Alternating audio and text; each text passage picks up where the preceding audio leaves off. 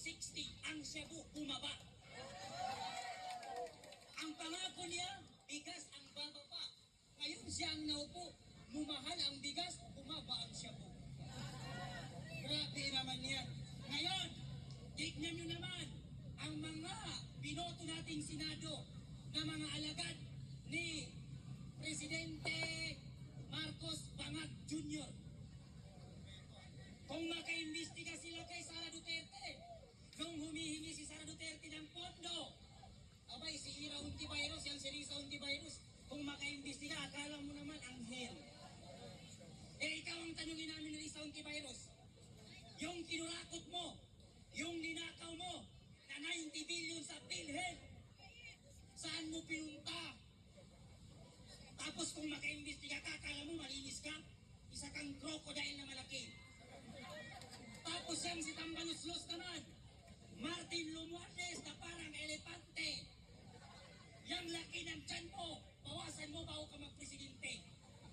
Wala nang uupo sa inyo, kaya lang kayo naupo sa Senado at sa Presidente dahil sa kay Sara Duterte. Kung hindi lang kayo dumikit kay Sara Duterte, kahit kagawad hindi nyo makuha. Oo, wala kayong makukuha, wala kayong utang na loob. Yang tatay ni Marcos na si Ferdinand Marcos, ilang presidente ang dumaan, namatay ang tatay mo, hindi nila nailibing kasi ayaw ng taong bayan. Dumating si Duterte sa pagkapangulo, ipinalibing ang tatay mong bangag ka. Ngayon, ikaw ay dumikit kay Sara Duterte, nanalo ka dahil sa kawalang hiyan mo at wala kang utang na loob.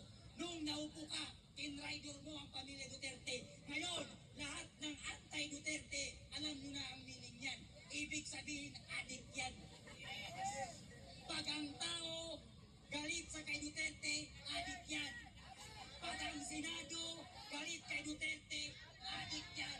Pag ang mga congressman sa representative ng House Committee galit kay Duterte, adik din yan. Kaya lahat ng galit kay Duterte, ayaw kay Duterte, matik na yan, adik yan lahat, pati ang kanilang Pangulo. Diba? Kaya ito ang sigawan namin.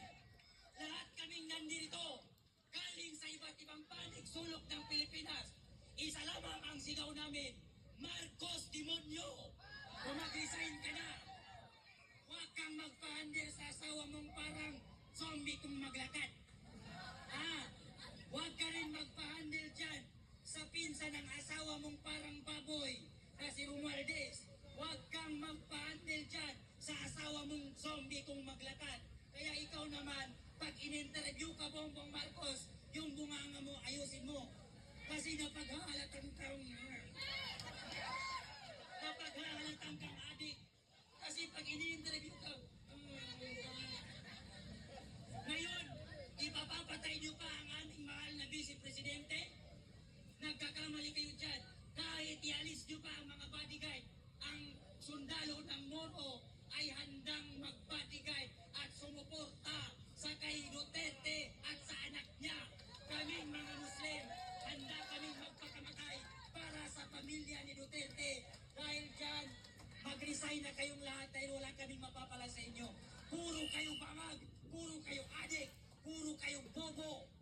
Bobo, malaking bobo, hindi small.